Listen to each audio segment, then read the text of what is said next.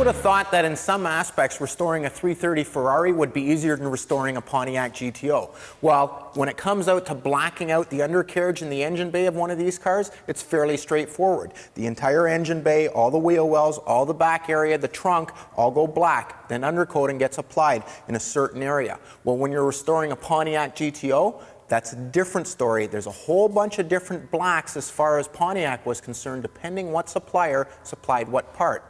Well, in talking about the black, there's three different issues. One is the shade of black, which would mean is it charcoal black or is it a real deep black? Second is the amount of gloss. Is it semi-gloss? Is it flat? Is it totally gloss? Well, when you're talking about a chassis, usually you think of a semi-gloss or a chassis or a rally black. Well, that's right, but it's also wrong. There's 4 different degrees of semi-gloss black. Let me go through those. If you have a look here, we've done a spray out card, and you've got basically your flat black, which isn't quite flat. You've got your regular semi-gloss.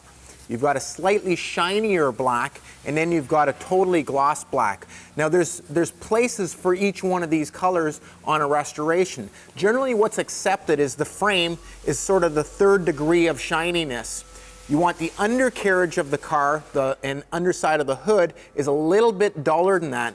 Sometimes when you get into suspension components, like the A-arms, you can see here, we've taken an A-arm, and this one's in primer, and this is an original one with the GM sticker on, and you can see the different degree of gloss. So when we paint this, we're going to try and match it as closely to the original part as possible.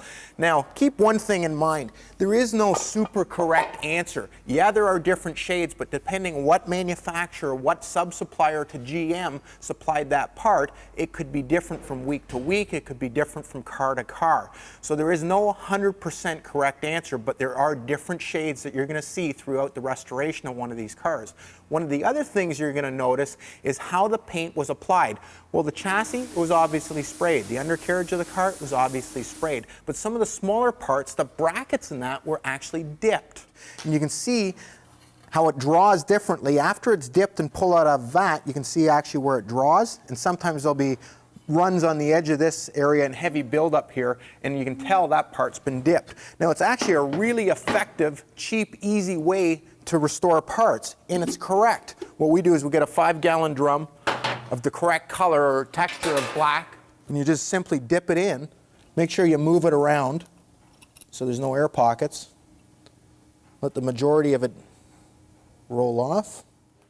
Make sure you have something underneath to catch the residual. And you're done. You can go through, you can see in the box here, when you've got 20, 30 little items, it'd be a real pain to actually take them out, spray them, hang them up. This way here, it's nice and quick, it's easy, and best of all, it's correct. Well, the last thing we're going to do is, depending on how parts were originally prepared or hung, there's different patterns of paint on it. I'll take you to the 70 hood and explain that as well. Well, sometimes there's a pattern on the black, and that's from the overspray of when this car was painted. Originally at the factory, the hoods were hung, and there's a bracket that held the hood in place. The white overspray would come around the front, and it would leave a spot right here that would be black with a little bit of overspray around the front. Typically, a GTO didn't have any overspray down the side or the back. It was just where they were trying to cover this front section that you would get a little bit on the black. Well, when you're doing black undercarriage, the frame, the suspension, there's no absolute right or wrong. There's different shades, there's different colors, and there's different degrees of gloss. Do your research, talk to the guys that are the judges, because ultimately they have the final say.